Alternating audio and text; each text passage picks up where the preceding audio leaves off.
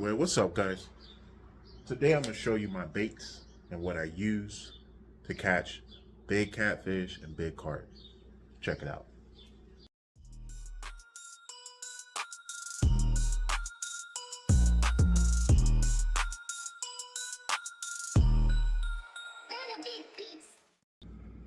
Alright, so I just got back from the Wally Mart and I spent about $25.50 on everything in this bag. First, we're going to start with the carp bait. What I use this good old-fashioned oats, some panko, plain. I use 2 cans of whole kernel corn,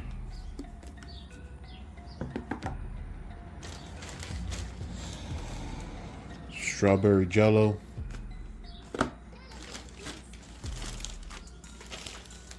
that's it. Sometimes I use Kool-Aid. I don't know what I did with my Kool-Aid, but sometimes I do. Instead of using strawberry jello, I use Kool-Aid. And I'll show you which one I use. Let me go find it.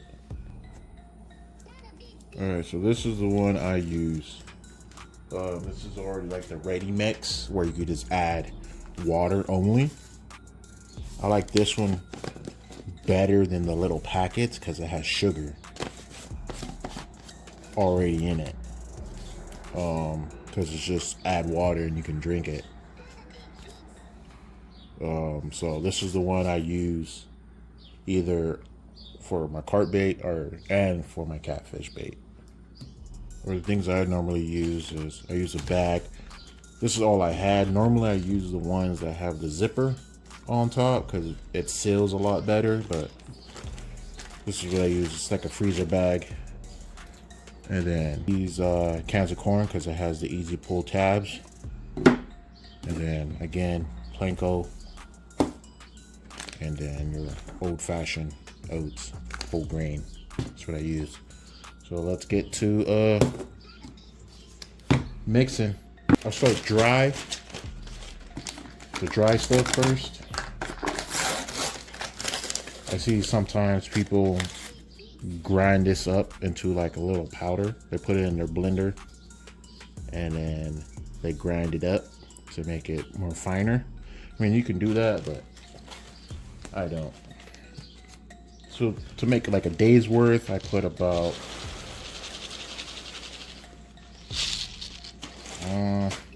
half of this in here.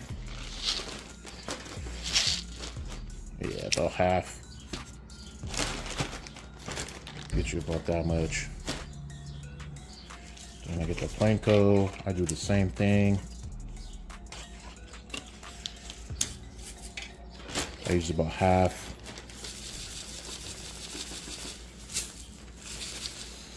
There you go.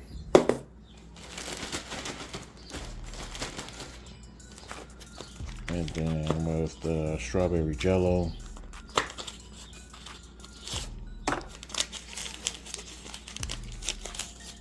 I'll go ahead and just use the whole thing.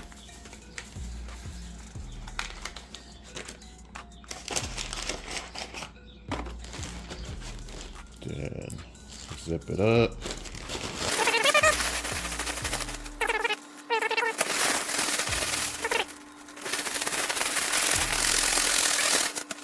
Alright.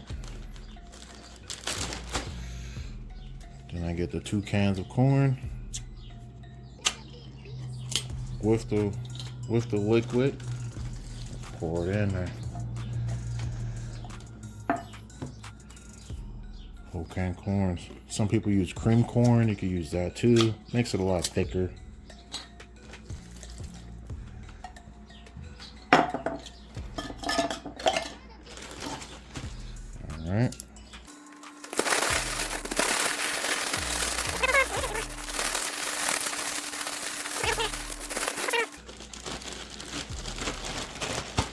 Alright, then there you go. Normally you let it sit for like 5-10 minutes to absorb some of that water, but like it's already kind of sticking together. like it's supposed to. Well, and that's it. It's supposed to set a little better, but I think in 5-10 minutes it'll be perfect. Perfect. Makes about half a bag. If you use all of it, you won't have enough area space in this bag to mix it up, so I just use half. That makes me plenty of bait. That probably lasts me like 3 or 4 sessions of fishing. All right, let me move on to my setups. This is a, I don't even know what this is. It's an 8-foot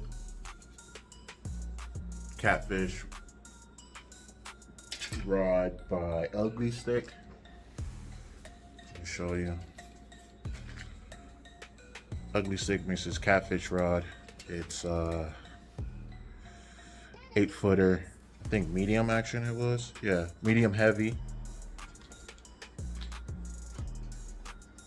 And basically what I got tied on here is a method.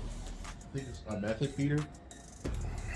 I still got like pack bait on here from my last trip. Let me just clean this out for you.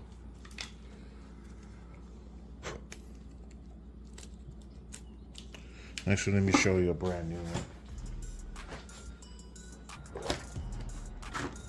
So basically, I have 2 different ones that I use. This is one type of feeder, method feeder I use. And the second one that gives me most of the carp bait is this kind right here. This kind right here, I don't know why, it just produces a lot more carp for me than this guy here.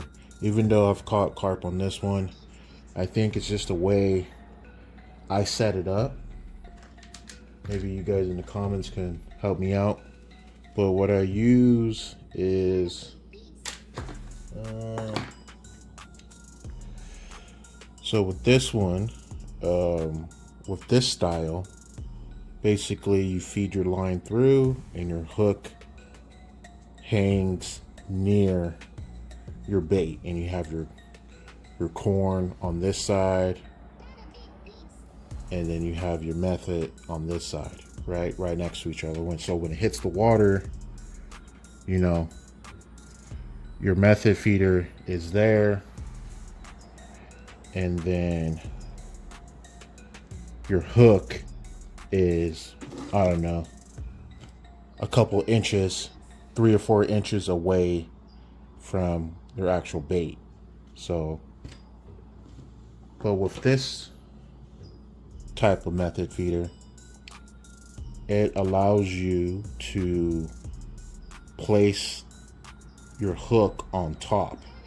I'll show you guys right now, but it allows you to set your hook on top like that, on top of your pack bait, not, you know, 3 or 4 inches away from your pack bait. That's why I think I have a little bit more success with this style, because my hook is sitting on top of the pack bait instead of 4 inches away from my pack bait. And I think it also matters on the conditions of the lake that you're fishing in, because sometimes the lake I fish in is pretty muddy water. So I'm thinking when I'm using this style, my hook either gets, or is my spare hook? Either my like when it drops and it sinks, either my hook drops and then this lands on top of it, and then I'm SOL. But sometimes I reel it in, and then I guess when I reel it in, it might dig itself underneath the mud. I don't know. I'm not really too sure what's going on with it. But I know for sure when I use this one and it hits the water, right? Let's just set it right there. When it hits the water, I know for sure, even if this comes off, this is gonna sink to the bottom and this is gonna land closer to my pack bait.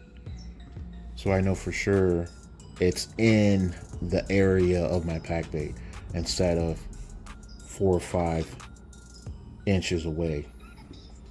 And then normally when I cast this out, I cast it out and I might drag in my slack only. Like I don't drag this across the bottom to try to get in a better area. I normally just cast it, it casts out, and I just reel in my slack. But let me show you an example of how this I pack it.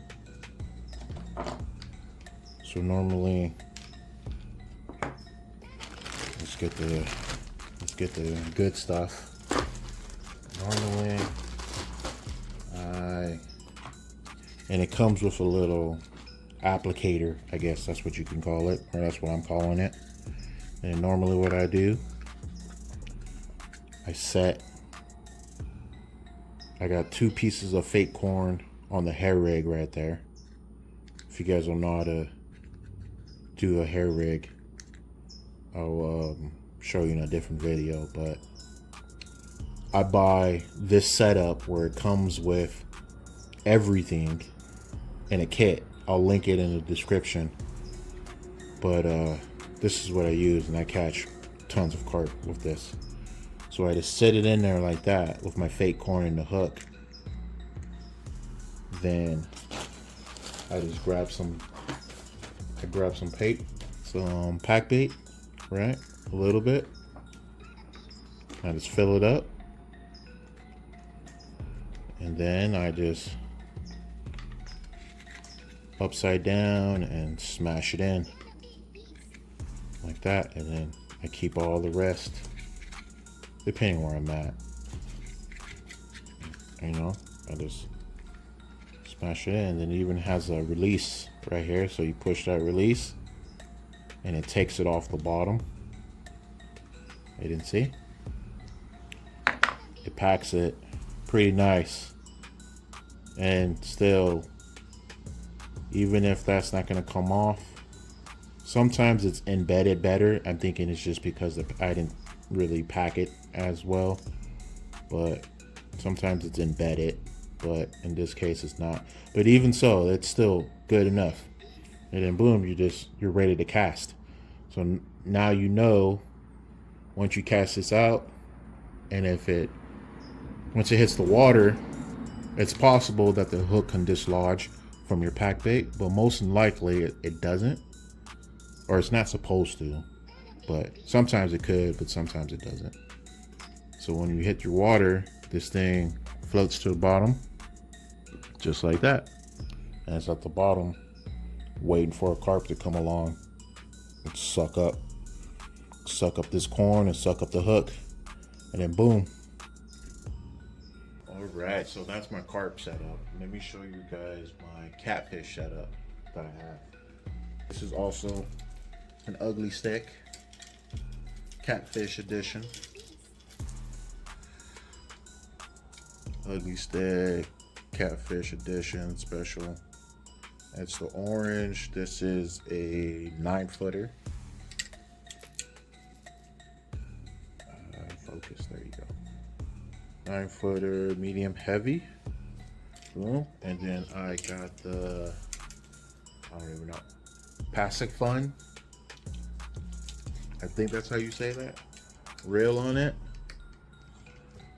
Conventional reel with, I think this is 30-pound test braid, or 30-pound braid with a 30-pound mono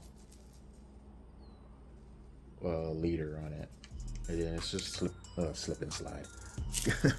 I have a Carolina rig with a sink and slide, some glass beads, and a little rattler going on, and then about, I don't know, a foot of leader.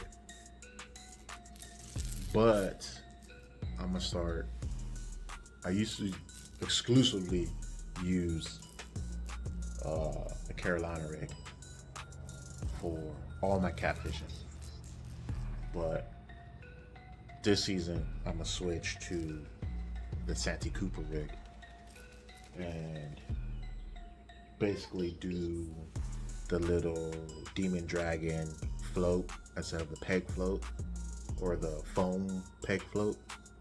I'm gonna use the Demon Dragon, the little rattler. I actually have one. I gotta find it. I bought one at my local tackle shop. I went in there and I was like, "Hey, do you guys have Demon Dragons?" They looked at me like, "The hell's a Demon Dragon?" But out here in good old California, they don't have a lot of catfish gear at the local bait shops. Let me find that catfish. Found it. So this is called a rattling spook. So I'm gonna do the setup right now. Yeah, it's a lot easier just to cut them. So I just got some line ends because I couldn't find my dikes. Would have been so much easier. But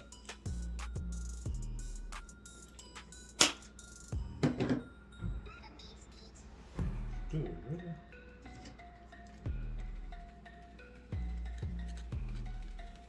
Okay. There we go. So see, I just cut it. And then boom. I'm never gonna use these things. So that right there. Then like the store employee that I was talking about, when I was saying, "Hey, do you got any Demon Dragons or whatever I can buy?" They're like, "What the heck's a Demon Dragon?" And I was like, "It's basically a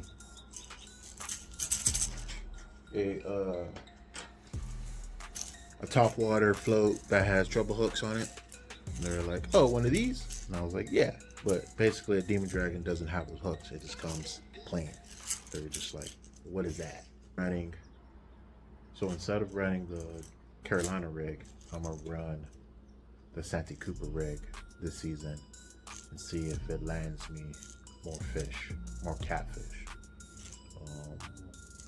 So there's primarily two lakes that I normally go to. I go to Lake Paris or Lake Skinner.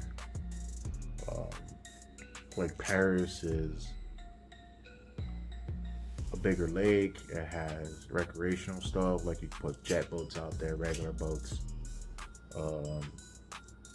sea-doos and everything, and you can swim in the water.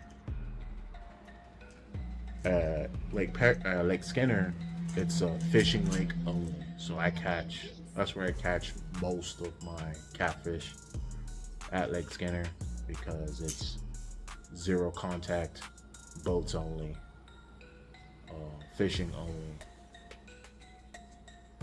So I catch most of my catfish there, and it's no limit. You can just walk. Or there is a limit, but I normally take like family, so I walk out with maybe like 5 or 6 good sized catfish. But let's see if I could. So I'm gonna change the rig completely. I think. So from what I've been reading is you don't want to use the the sink and slide, because once you have your float on here, I have it in this hand, once you have your float on here and you're sinking slides at the bottom with your weight, your bait can just float to the top, all the way up. So I'm gonna change the sink and slide to a 3-way. Look at all that fray. I don't know, I just noticed all that. But see all the fray on the braid? I was ready to pop, but down here it's all nice. It's not focusing, but anyway, I just noticed that. Look at all that fraying right there on my braid line. But I'll just cut off. Let's just cut off all this. I'm using dikes, or not dikes, but lining, and cross all that. So I'm gonna still go. Dude, I'm finding like all these frays. Is that fray? Oh no, it's not fray. Spider webs. Anyway.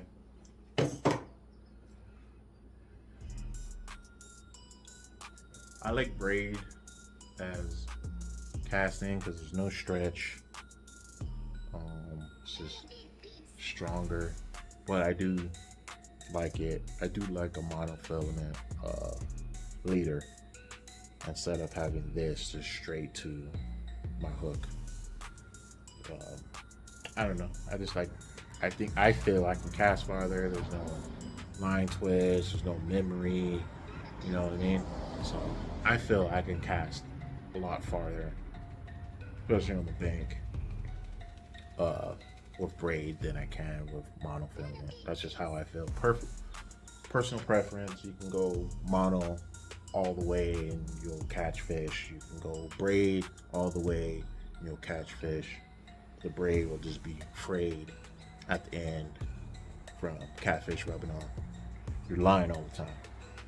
But personal preference either way. Can't go wrong. So I'm gonna use one of these 3-ways. I don't know if you guys can see that. Stand on this side. So I'm gonna use one of these 3-ways right there. One of these 3-way swivels to tie up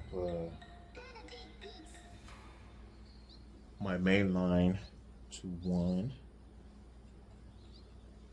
Yeah, because I want this one. I want this hook to be my weight so I can switch out different weights. Then this side's gonna go to my main. And then, looks like I used this one already.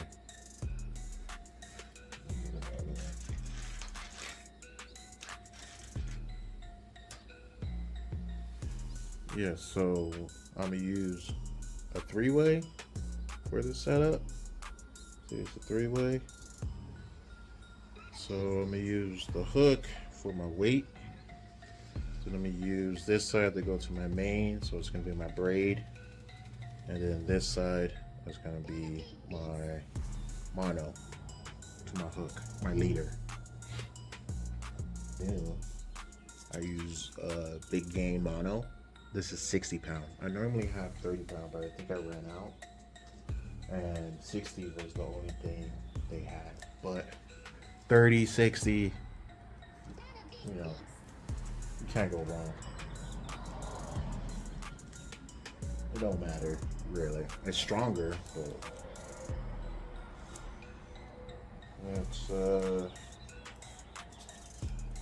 kind of do like an arm's length, like that.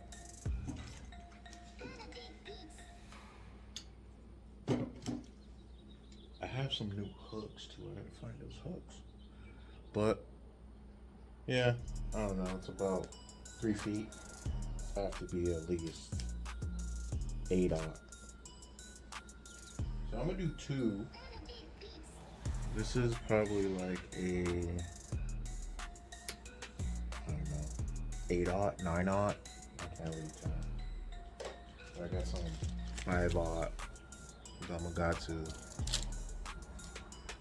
octopus hooks that I'm gonna use first. You know, these other hooks look kind of, they look kind of small though. I should have got 7, but like I said, I'm gonna do both. I'm just gonna do both.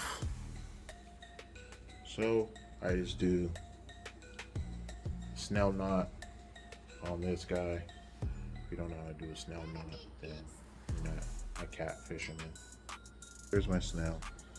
I'll hit that tag in a little better once I find my clippers. But yep, there's a snail that I have. Boom, boom. So now this side, see, I give myself a lot of extra just to give it to me. Pretty much my catfish box. So there's rattle, and I have these other little rattlers. So I know I want to add some of these. So I'm gonna do some glass beads. Let's go dress it up a little bit. Let me go glass bead there, one. I'm gonna do 2 glass beads, and one of these rattlers.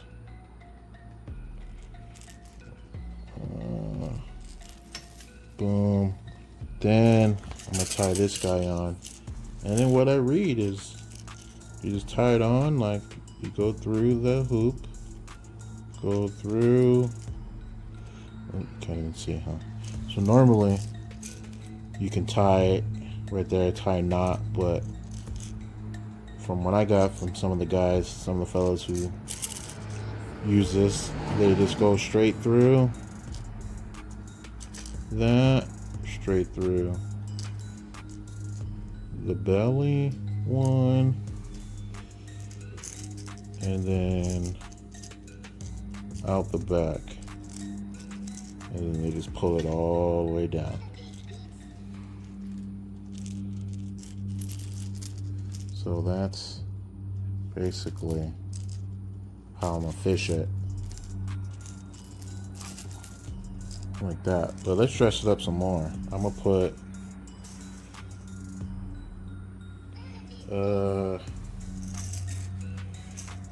let's go with another one. I don't know, I'm just dressing it up. Oh well. Let's go with another rattle, and then two more beads. There you go. Boom. And hey, focus. Boom and boom. Alright, so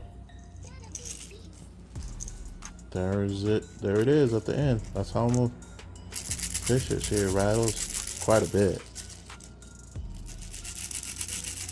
That's pretty good rattle. And I'm gonna fish it all the way to the knot, all the way to the hook, just like that. I know some people do a ways down, you know, to the hook. I'm just test it out, you know. I'm gonna go all the way to the hook first, and then just do it like that. Now let me tie this end. So I'm gonna do about, I don't know,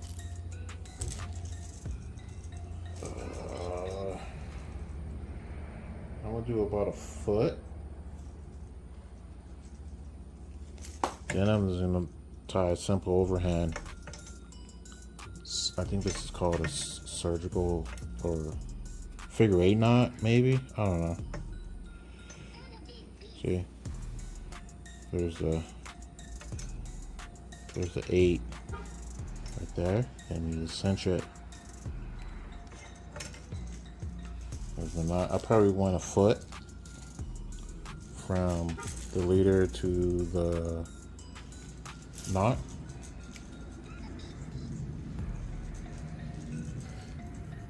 Alright, so now I'm just going to clip the tag in. Like that. And then there it is. So there's my hook at this side. So that's a lot of rattle. And then my hook. And then maybe about, I don't know, that's a good foot right there. So now this side, where is, so there's this. So actually, I want it to, I can clip it. Maybe I should get 2 clips. maybe I want to change out my hook size, and I don't want to recast or have to tie all the time. So what I'm gonna do is I'm gonna take another one of these and take the clip off. See, I just took the clip off. See, I just took the clip off. Then I'm gonna add it. I'm gonna see if this works or not. I'm just gonna add it to.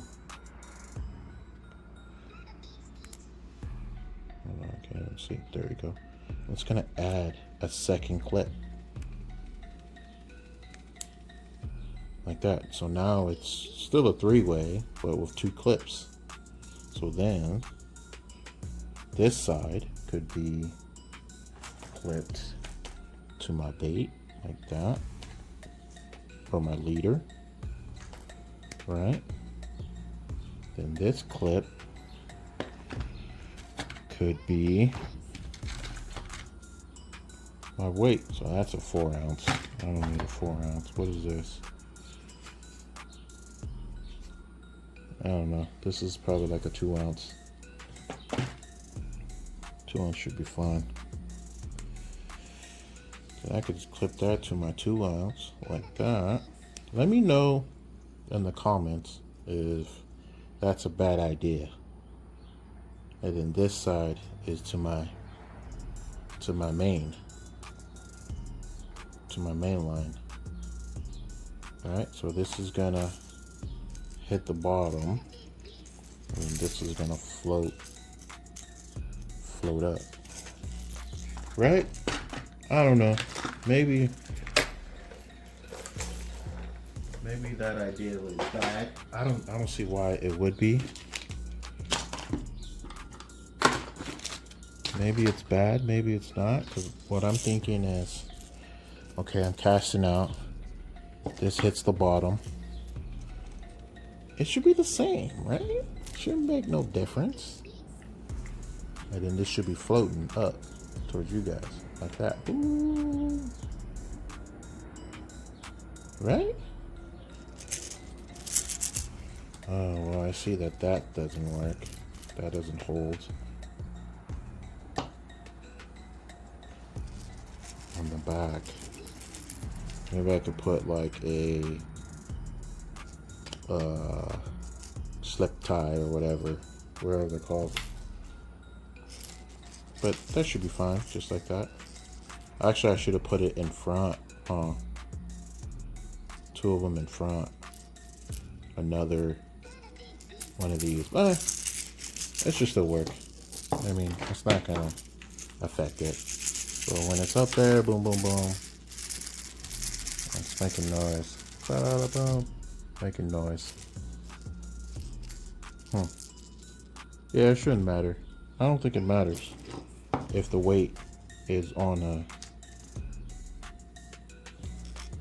or is it like, nah. I mean, I think it might be stronger. What do you think? A knot is stronger than this clip? Because what, it gives me another opportunity of failure. If this clip fails and I lose a fish, and if you tie it straight on, it's probably stronger.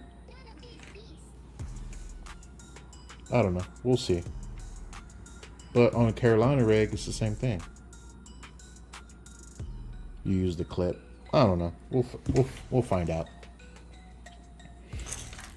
So that's gonna be my rig.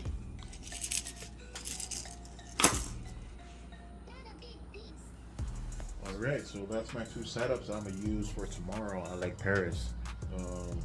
Today is, I don't know, Thursday before, it's the Friday before Labor Day, Memorial Day weekend. So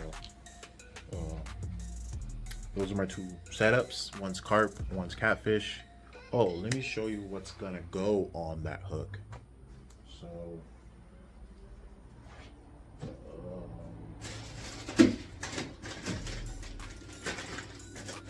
actually gotta take these out.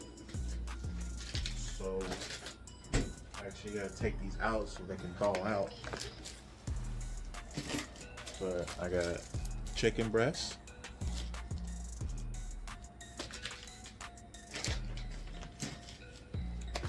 I got some head-on shrimp. This is all frozen, but head-on shrimp.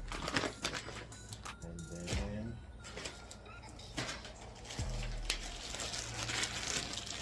this is frozen mackerel.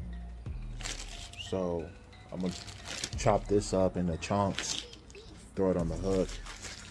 Ooh, I can already smell this. It's bad. So normally with the shrimp, I do a couple just by itself, or I throw some of the strawberry Kool-Aid or cherry Kool-Aid on there with the shrimp. And then with the chicken breast chunks, I do the same thing. I just cut it up in chunks and sprinkle some Kool-Aid on it and hook it up and cast it out. But I'll do maybe a chicken breast bait video next, or a shrimp, but it's pretty simple. You just cut it up in little chunks, sprinkle some Kool-Aid on top of it, and then you're good to go. But other than that, really appreciate you guys checking out the video. Make sure to like and subscribe, and I'll see you at the lake. Peace out.